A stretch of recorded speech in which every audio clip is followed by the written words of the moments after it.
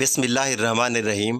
حضرت محمد صلی اللہ علیہ وآلہ وسلم نے ارشاد فرمایا، فجر کی نماز کے بعد یہ تسبیح پڑھو، پوری زندگی آپ پر جادو اور تویز اثر نہیں کرے گا۔ ناظرین، انسان کی زندگی آزمائشوں اور مشکلات کا ایک سلسلہ ہے۔ اللہ تعالیٰ نے دنیا کو دارالعمل بنایا ہے، جہاں ہر شخص کو اپنی زندگی کے مختلف مراحل میں کبھی سکون تو کبھی مشکلات کا سامنا کرنا پڑتا ہے، کبھی بیماری، کبھی غربت، کبھی حسد اور کبھی نظر بد انسان کو آزما کر اللہ کی طرف رجوع کرنے کا موقع دیتی ہے۔ ان آزمائشوں میں سے ایک نہایت خطرناک اور خفیہ آزمائش جادو اور تعویذ ہے۔ جادو کا ذکر قرآن مجید میں بھی آیا ہے اور حضور نبی کریم صلی اللہ علیہ وسلم کی احادیث مبارکہ میں بھی اس کے اثرات اور اس سے بچاؤ کے طریقے بیان کیے گئے ہیں۔ قرآن مجید میں اللہ تعالیٰ نے فرمایا، ترجمہ، اور وہ لوگ یہودی اس چیز کے پیچھے پڑ گئے جو شیطان سلیمان علیہ السلام کے زمانے میں پڑھتے تھے، حالانکہ سلیمان نے کفر نہیں کیا بلکہ شیطانوں نے کفر کیا۔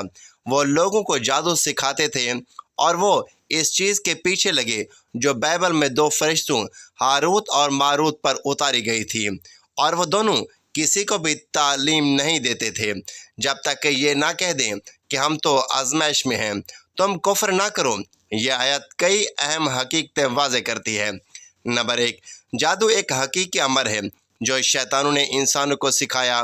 نمبر 2، حضرت سلیمان علیہ السلام پر یہ بہتان باندھا گیا تھا کہ وہ جادوگر ہیں، حالانکہ حقیقت یہ ہے کہ وہ اللہ کے نبی اور حکمران تھے۔ نمبر 3، بابل کے مقام پر دو فرشتوں ہاروت اور ماروت کو اللہ نے انسانوں کو آزمائش کے طور پر بھیجا تاکہ لوگ حق و باطل میں فرق کر سکیں۔ نمبر 4، فرشتے جادو سکھانے سے پہلے یہ اعلان کرتے تھے کہ یہ کفر ہے، ہم آزمائش میں ہیں، اس میں یعنی جادو میں مبتلا نہ ہونا۔ یہ آیت مبارکہ ہمیں بتاتی ہے کہ جادو ایک حقیقت ہے، یہ محض وہم یا خیالی بات نہیں، بلکہ اس کا اثر انسانی زندگی پر پڑ سکتا ہے۔ مگر ساتھ ہی اللہ تعالیٰ نے یہ بھی فرمایا ہے کہ کوئی جادو کسی کو نقصان نہیں پہنچا سکتا مگر اللہ کے اذن کے بغیر۔ ترجمہ، وہ جادوگر اس سے ایسی چیز سیکھتے تھے جس کے ذریعے میاں اور بیوی کے درمیان جدائی ڈال دیتے، حالانکہ وہ کسی کو نقصان نہیں پہنچا سکتے مگر اللہ کے حکم سے۔ یہاں سے یہ ایک بنیادی حقیقت واضح ہوتی ہے کہ جادو اپنی ذات میں کوئی طاقت نہیں رکھتا بلکہ اس کا اثر بھی اللہ تعالیٰ کے حکم کے تحت ہوتا ہے، اور اللہ ہی وہ ذات ہے جو اپنے بندے کو ہر شر، ہر جادو اور ہر وسوسے سے محفوظ رکھتا ہے۔ جادو کے بارے میں دیگر قرآنی آیات، قرآن کی کئی اور جگہوں پر بھی جادو کا ذکر ملتا ہے۔ نمبر 1، حضرت موسیٰ علیہ السلام اور فرعون کے جادوگروں کا واقعہ۔ جب حضرت موسیٰ علیہ السلام نے اپنا عصا ڈالا تو وہ حقیقی اژدہا بن گیا اور جادوگر کا جادو باطل ہو گیا۔ اللہ نے حضرت موسیٰ اور ان کے بھائی ہاروت علیہ السلام کو مصر سے بنی اسرائیل کو آزاد کرانے کا حکم کیا۔ حضرت موسیٰ کو عصا اور ید بیضاء یعنی روشن ہاتھ کے معجزات دیے گئے۔ مصر میں سحر یعنی جادو کا بہت چرچا تھا، اس لیے فرعون نے حضرت موسیٰ کا مقابلہ کرنے کے لیے اپنے سب سے بڑے جادوگروں کو بلایا۔ جادوگروں نے اپنی لاٹھیاں اور رسیاں ڈالیں تو وہ سانپ بن گئی۔ حضرت موسیٰ کے عصا نے ان سب کو کھا لیا، جسے دیکھ کر جادوگر اللہ پر ایمان لے آئے۔ فرعون نے جادوگروں کو سولی پر چڑھا دیا اور ظلم و ستم جاری رکھا۔ آخرکار حضرت موسیٰ علیہ السلام نے رات کے وقت بنی اسرائیل کو لے کر مصر سے نکل جانے کا حکم پایا۔ جب حضرت موسیٰ اور بنی اسرائیل بحر کلزم کے کنارے پہنچے تو فرعون نے اپنی فوج کے ساتھ ان کا پیچھا کیا۔ اللہ نے حکم دیا اور حضرت موسیٰ علیہ السلام نے اپنا عصا سمندر پر مارا، جس سے سمندر خشک راستہ بن گیا اور بنی اسرائیل پار ہو گئے۔ جب فرعون اور اس کی فوج سمندر میں داخل ہوئے تو پانی دوبارہ مل گیا اور فرعون اپنی پوری فوج سمیت غرق ہو گیا۔ قرآن کے مطابق اللہ نے فرعون کی لاش محفوظ رکھی تاکہ وہ بعد میں آنے والوں کے لیے ایک نشانی بن سکے۔ اللہ تعالیٰ نے فرمایا، ترجمہ، سو حق ثابت ہو گیا اور جو کچھ وہ کر رہے تھے وہ باطل ہو گیا۔ نمبر 2، سورۃ اعراف آیت نمبر 116۔ جب انہوں نے اپنی رسیاں اور لاٹھیاں ڈالیں تو لوگوں کی آنکھوں پر جادو کر دیا اور ان کو دہشت زدہ کر دیا۔ یہاں جادو کے ایک پہلو کا ذکر ہے کہ جادو انسان کی نظر اور دل پر اثر انداز ہوتا ہے۔ نمبر 3، سورۃ یونس آیت نمبر 81-82۔ اللہ باطل کو مٹا دیتا ہے اور اپنے کلمات سے حق کو حق کر دیتا ہے، اگرچہ مجرم لوگ ناپسند کریں۔ یہ آیت ہمیں یہ یقین دلاتی ہے کہ جادو کتنا بھی طاقتور ہو، آخرکار اللہ کا کلام ہی غالب آتا ہے۔ انسانی تاریخ کے آغاز سے لے کر آج تک دنیا میں ایک حقیقت ہمیشہ سے موجود رہی ہے، اور وہ ہے انسان اور شیطان کی کشمکش۔ اللہ تعالیٰ نے حضرت آدم علیہ السلام کو پیدا فرمایا اور فرشتوں کو حکم دیا کہ وہ انہیں سجدہ کرے، تو ابلیس نے تکبر کیا اور انکار کر دیا۔ اسی لمحے سے اس نے قیامت تک کے لیے انسان کو بہکانے اور گمراہ کرنے کا عہد کیا۔ یہی وجہ ہے کہ انسانی زندگی میں جہاں خیر، سکون، رحمت اور برکتیں ہیں، وہیں شر، وسوسے، حسد، جادو اور شیطانی وار بھی موجود ہیں۔ اسلام نے ہمیں اس حقیقت سے کبھی غافل نہیں رہنے دیا کہ جادو ایک ایسی قوت ہے جسے شیطان اور اس کے پیروکار لوگوں کو نقصان پہنچانے کے لیے استعمال کرتے ہیں، لیکن ساتھ ہی اسلام نے یہ بھی واضح فرمایا کہ کوئی بھی جادو، کوئی بھی نظر، کوئی بھی شیطانی وسوسہ اللہ کے حکم اور اجازت کے بغیر اثر انداز نہیں ہو سکتا۔ یہی وجہ ہے کہ قرآن مجید میں بار بار ذکر ملتا ہے کہ حفاظت کا سب سے مضبوط قلعہ اللہ کا ذکر، قرآن کی تلاوت اور رسول اللہ صلی اللہ علیہ وآلہ وسلم کی تعلیمات پر عمل کرنا ہے۔ رسول اللہ صلی اللہ علیہ وآلہ وسلم کی حیات طیبہ میں بھی جادو کا واقعہ پیش آیا۔ بخاری اور مسلم کی روایات میں موجود ہے کہ ایک یہودی لبید بن عاصم نے آپ صلی اللہ علیہ وآلہ وسلم پر جادو کیا، جس کی وجہ سے آپ صلی اللہ علیہ وآلہ وسلم کچھ دن تک بیماری کی کیفیت میں رہے، مگر اللہ تعالیٰ نے حضرت جبرائیل علیہ السلام کے ذریعے سورۃ الفلق اور سورۃ الناس نازل فرمائی اور آپ صلی اللہ علیہ وآلہ وسلم کو مکمل صحت عطا فرمائی۔ یہ واقعہ اس بات کی دلیل ہے کہ جادو ایک حقیقت ہے، مگر اس سے حفاظت صرف اللہ تعالیٰ کی طرف رجوع کرنے اور اس کے کلام کی پناہ لینے سے ہی ممکن ہے۔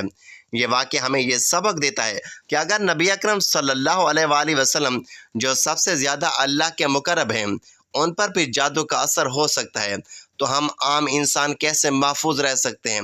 لیکن فرق یہ ہے کہ نبی کریم صلی اللہ علیہ وآلہ وسلم کو اللہ تعالیٰ نے فوراً حفاظت عطا فرمائی، اور ہمیں بھی یہی تعلیم دی کہ حفاظت کا راستہ قرآن، دعا اور ذکر ہے۔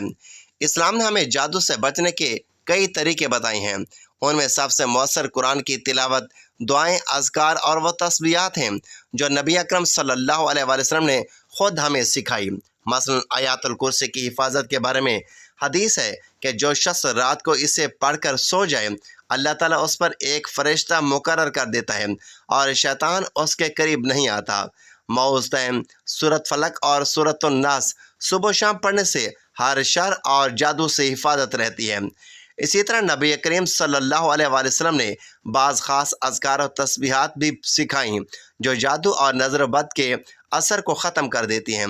نبی اکرم صلی اللہ علیہ وآلہ وسلم نے فرمایا، جو شخص فجر کی نماز کے بعد یہ تسبیح پڑھ لے، اس پر جادو کبھی اثر نہیں کرے گا۔ یہ تسبیح نہ صرف جادو بلکہ ہر قسم کی باطنی اور روحانی بیماریوں کے خلاف ڈھال ہے۔ فجر کی نماز کے بعد یہ تسبیح 3 بار پڑھنی ہے۔ بسم اللہ الذی لا یضر مع اسمہ شیء فی الارض ولا فی السماء وہو السمیع العلیم۔ ترجمہ: اللہ کے نام کے ساتھ شروع کرتا ہوں جس کے نام کے ساتھ زمین و آسمان کی کوئی چیز نقصان نہیں پہنچا سکتی، اور وہ خوب سننے والا، خوب جاننے والا ہے۔ یہ دعا صحیح حدیث میں ثابت ہے۔ رسول اللہ صلی اللہ علیہ وآلہ وسلم نے فرمایا، جو شخص صبح کے وقت یہ دعا 3 مرتبہ پڑھ لے، شام تک اسے کوئی مصیبت نہیں پہنچے گی، اور جو شام کو پڑھ لے، صبح تک اسے کوئی مصیبت نہیں پہنچے گی۔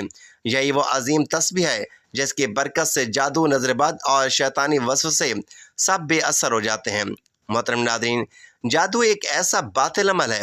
انسان جب اپنی زہری آنکھوں سے دنیا کو دیکھتا ہے تو اسے مادی چیزیں ہی نظر آتی ہیں، زمین، آسمان، چاند، سورج، درخت، انسان، جانور، پانی اور ہوا وغیرہ۔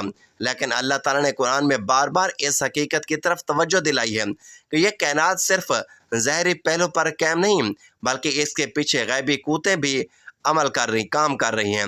ملائکہ، جنات، شیاطین اور وہ امور جو انسانی عقل سے بالاتر ہیں، سب حقیقت رکھتے ہیں۔ انہی حقائق میں سے ایک جادو ہے۔ قرآن مجید نے جادو کا محض وہم یا قصہ کہانی نہیں بتایا، بلکہ اس کو حقیقت قرار دیا۔ البتہ یہ بھی واضح فرما دیا کہ جادوگر اور شیطان کسی کو نقصان نہیں پہنچا سکتے جب تک اللہ تعالیٰ اجازت نہ دے۔ اس سے ہمیں یہ سبق ملتا ہے کہ اصل طاقت صرف اللہ تعالیٰ کی طاقت ہے، اور ہر چیز اس کے حکم کے تابع ہے، جسے قرآن و حدیث میں واضح طور پر حرام قرار دیا گیا ہے۔ یہ دلوں میں نفرت، گھروں میں بے برکتی मियाँ बीवी के दरमियान जुदाई रिस्क की बंदिश और सेहत की बर्बादी जैसी खतरनाक तब्दीलियाँ लाता है। जादू की वजह से बाज़ औक़ात इंसान अपनी सोच से लड़ने लगता है, दिल में बेसुकूनी, जहन में उलझन और ज़िंदगी में मुसलसल नाकामियाँ आने लगती हैं। बाज़ लोगों के कारोबार बंद हो जाते हैं, रिश्ते टूट जाते हैं, घर उजड़ जाते हैं, नींदें ख़त्म हो जाती हैं और उन पर ऐसा खौफ तारी होता है कि वो ख़ुद को संभाल नहीं पाते। जादू करने वाले शैतानी ताकतों से मदद लेते हैं और ऐसी चीज़ों का सहारा लेते हैं जो इंसान को अल्लाह ताला से दूर करके शैतान के रास्ते पर डाल देते हैं, और मुतासरा शख्स जो है अक्सर ख़ुद को बेबस महसूस करता है, यहाँ तक कि वो रूहानी, जिस्मानी और ज़हनी तौर पर टूटने लगता है। तो ऐसे अफराद को चाहिए कि वह अपने ईमान को मजबूत करें, नमाज और ज़िक्र की पाबंदी करें और सुबह की बरकतों को गनीमत जानें, क्योंकि फजर के बाद के लम्हात वो होते हैं जिनमें अल्लाह ताला की ख़ास मदद और हिफाजत नाज़िल होती है। और इन्हीं लम्हात में अगर इंसान कुछ ख़ास अज़कार और तस्बीहात को मामूल बना ले तो ना सिर्फ जादू का असर ज़ायल होता है, बल्कि जादू करने वाले अपने जाल में फंस जाते हैं। मगर उसके लिए यकीन, सब्र और अमल की पाबंदी ज़रूरी है। जो लोग जादू का शिकार हो चुके हैं वो जानते हैं कि उसके असरात किस कदर तकलीफ़ देह होते हैं। कभी इंसान की सेहत छिन जाती है, कभी रिस्क बंद हो जाते हैं, कारोबार ख़त्म हो जाते हैं, घर में झगड़े बढ़ जाते हैं और बाज़ औक़ात ऐसा महसूस होता है जैसे ज़िंदगी एक बंद गली में फंस चुकी है। जादूगर ऐसा अमल कर देते हैं जो बंदे को बीमार, बेकार और बेहाल कर देते हैं। लेकिन कभी मायूस ना हों, क्योंकि जादू किसी का मुकद्दर नहीं लिख सकता। जादू से अगर रिस्क बंद हो सकता तो रब के कलाम से वो दरवाज़ा दोबारा खोल भी सकते हैं। तो याद रखिए कि जादूगर के पास जाना, तावीज़ गंडू पर यकीन करना और अल्लाह को छोड़कर बंदों से मदद मांगना, ये सब शैतान की तरफ ले जाने वाले रास्ते हैं। असल ताकत अल्लाह का कलाम है। कुरान पाक की हर आयत, नबी करीम सल्लल्लाहु अलैहि वसल्लम की हर सीरत और हर तस्बीह में ऐसी रूहानी ताकत है कि अगर बंदा यकीन, सब्र, तसल्सल से काम करे तो बड़े से बड़ा जादूगर भी शिकस्त खा सकता है।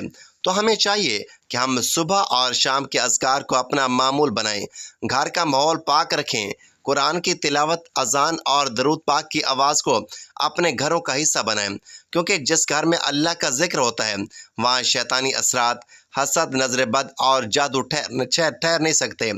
अपने दिलो दिमाग को मजबूत रखें, हौसला रखें, अल्लाह की रस्सी को मजबूती से थामे रखें और याद रखें जादू कमज़ोर है और अल्लाह सबसे बड़ा है। तो फजर के वक्त का जिक्र और तस्बीह ऐसी रूहानी ताकत रखते हैं जो न सिर्फ दिलों को मुनव्वर करते हैं बल्कि शैतानी असरात, नज़र बद और जादू जैसी मोहलक हमलों से भी इंसान को महफूज रखते हैं। तो एक ऐसी तस्बीह नबी करीम सल्लल्लाहु अलैहि वसल्लम ने तालीम फरमाई जिसकी फ़जीलत यह है कि जो बंदा फजर की नमाज के बाद इस तस्बीह को पढ़ता है तो अल्लाह ताला उसे दिन भर हर किस्म के शर से महफूज रखता है, यहाँ तक कि हसद और शैतानी वस से उसके करीब भी नहीं आ सकते। इस तस्बीह की बरकत से रिस्क में वसअत, दिल में सुकून, सेहत में बेहतरी और ज़िंदगी में बरकत आती है। नबी करीम सल्लल्लाहु अलैहि वसल्लम ने फरमाया कि जो बंदा इन कलमात को रोज़ सुबह पढ़ता है अल्लाह ताला उसे शैतान से, जादू से, हर बुरी तरह की मुसीबत से महफूज फरमा देते हैं। सहाबा कराम इस पर बहुत ज़्यादा एहतमाम करते थे और बुज़ुर्ग फरमाते हैं कि अगर इंसान इन कलमात को अपनी ज़िंदगी का हिस्सा बना ले तो मौत तक उसे किसी किस्म का जादू या शैतानी वार असर नहीं करता। तो इसलिए अगर कोई बंदा ये चाहे कि उसका घर, उसकी औलाद, उसका रिस्क, उसका दिल हर किस्म के बातनी हमले से महफूज रहे तो उसे चाहिए कि फजर की नमाज के बाद यह तस्बीह रोज़ाना के मामूल में शामिल करे। फिर देखें अल्लाह ताला किस तरह गैब से हिफाजत के दरवाज़े खोलता है। तो नाज़रीन, वो तस्बीह ये है, बिस्मिल्लाहिल्लज़ी ला यज़ुर्रु मअ इस्मिही शैइन फिल अर्ज़ वला फिस समाई वहुवस समीउल अलीम। शुरू अल्लाह के नाम के साथ जिसके नाम के साथ ज़मीन व आसमान में कोई चीज़ नुकसान नहीं पहुंचाती और वो खूब सुनने वाला, सब कुछ जानने वाला है। नाज़रीन, ये तस्बीह आपने सुबह फजर की नमाज के बाद पढ़नी है। नमाज फजर अदा करने के बाद आपने सबसे पहले हजूर पाक सल्लल्लाहु अलैहि वसल्लम की ज़ात अक़दस पर दरूद पाक का नजराना पेश करना है। दरूद पाक आप कोई सा भी पढ़ सकते हैं। एक बार सवाब की नियत से मेरे साथ भी पढ़ लीजिए। अल्लाहुम्मा सल्लि अला मुहम्मद व अला आल मुहम्मदिन कमा सल्लैता अला इब्राहीम व अला आल इब्राहीम इन्नका हमीदुम मजीद। अल्लाहुम्मा बारिक अला मुहम्मद व अला आल मुहम्मदिन कमा बारकता अला इब्राहीम व अला आल इब्राहीम इन्नका हमीदुम मजीद।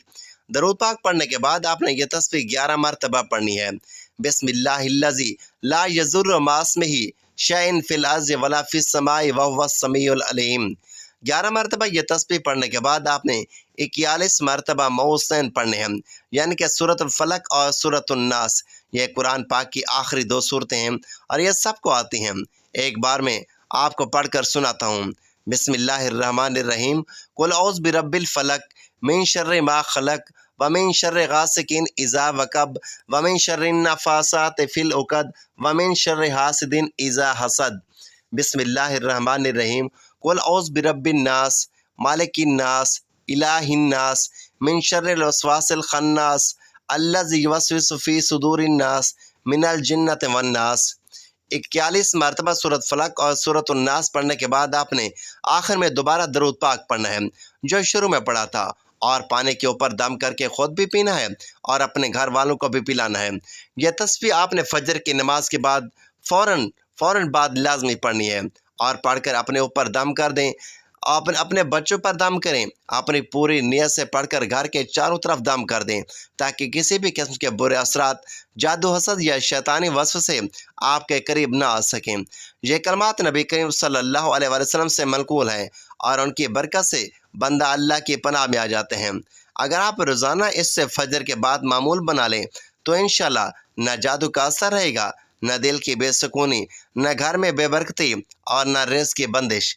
ये अमल मुख्तसर भी है और ताकतवर भी, और इस अमल को रोज़ाना पढ़ें ताकि ये रूहानी ढाल बन जाए जो आप और आपके घर वालों को हर फितने से बचाए।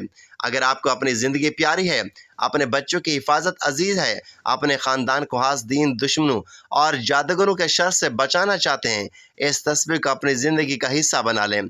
फजर के बाद पढ़ने की आदत बना लें, क्योंकि हमारी ज़िंदगियाँ अनदेखी, नज़र बद, हसद और दुश्मनों के चालों से हर वक्त ख़तरे में रहती हैं। तो याद रखें, दुश्मन सिर्फ बाहर नहीं होते, कुछ दुश्मन वो होते हैं जो हमारे अपने घरों के अंदर मौजूद होते हैं। इसलिए अपनी और अपने प्यारों की रूहानी हिफाजत खुद करें और अल्लाह के दिए हुए इन कलमात को अपनी ढाल बनाएं। तो आप इस अमल को लाजमी करें।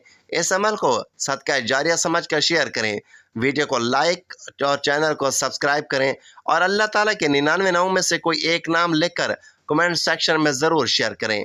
अल्लाह ताला हम सब का हामी और नासिर हो। आमीन या रब्बुल आलमीन।